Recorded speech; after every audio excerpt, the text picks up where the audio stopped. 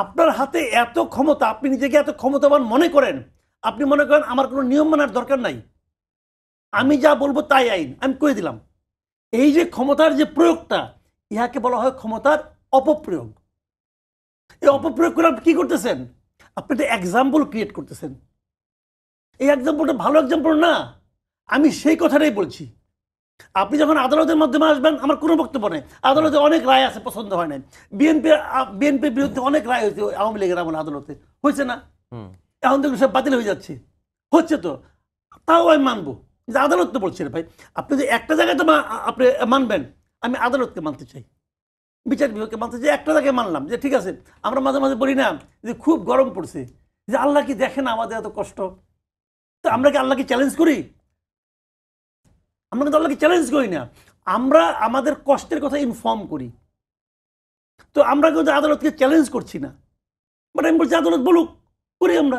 মন খারাপ হবে, মন খারাপ করবো, অসুবিধাটা কি আছে? দুঃখ করব, কিন্তু মেনে নেব। এখনো মানি, এখনো কিন্তু আইন মানি।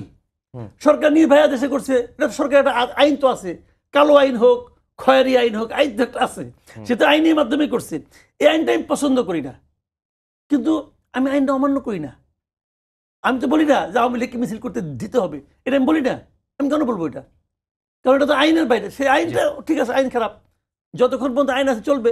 কিন্তু আমার বক্তব্যটা হলো কি, পলিটিক্যাল পার্টিগুলো সিদ্ধান্ত নিতে পারে, বলতে পারে, চাইতে পারে, দাবি করতে পারে। পলিটিক্যাল পার্টি অনেক দাবি করতে পারে, কোনো সমস্যা নেই, এই দাবি নিয়ে আমার কোনো বক্তব্য নাই।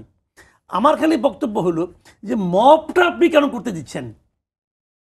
আমার দাবি খালি এটাই।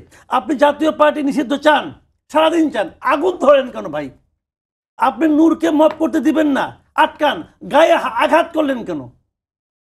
আমি কিন্তু নূরের গায়ে আঘাত করার সমর্থন করছি না, কিন্তু যারা আঘাত করেছে প্রত্যেকটা লোককে চিহ্নিত, সবার ছবি আছে এখানে, উর্দি পড়া হোক আর না হোক, সবার ছবি আছে। প্রত্যেকটা লোককে বিচারের আওতায় আনতে হবে, আনেন না কেন? তখন আপনার হ্যাডম থাকে কোথায়? হ্যাডমটা মনে কম সেক্ষেত্রে। তাহলে করেন, আপনি করেন না কেন? আপনি গভর্নমেন্ট, আপনাকে দেশ চালাতে দিছি, আপনি দেশ চালান। আজকে আবার রাজবাড়িতে যেটা হলো, যে মাজারে হামলা হয়েছে, একজন লাশ তুলে সেই লাশে আবার আগুন দেওয়া হয়েছে, রাজশাহীতে খানকা। যারা করেছে তাদের বিচারের আওতায় আনছেন না কেন আপনি? দেখেন এ পর্যন্ত, যত ঘটনা ঘটছে এ পর্যন্ত, আমরা যদি মব বলি, যেটাকে মব বলা হয়, সেই কোনো একটা মবের কোনো বিচার হয়েছে? কোনো একটা বিচার হয়েছে? কতগুলিকে থামানো হয়েছে, কিন্তু দৃষ্টান্তমূলক এমন একটা বিচার কি হয়েছে যেটা দেখে পরবর্তী সময় মবকারীরা ভাববে এটা করা ঠিক না? যাদের উপর মব অ্যাটাক হয়, আপনি আক্রান্তকে ধরে নিয়ে যান,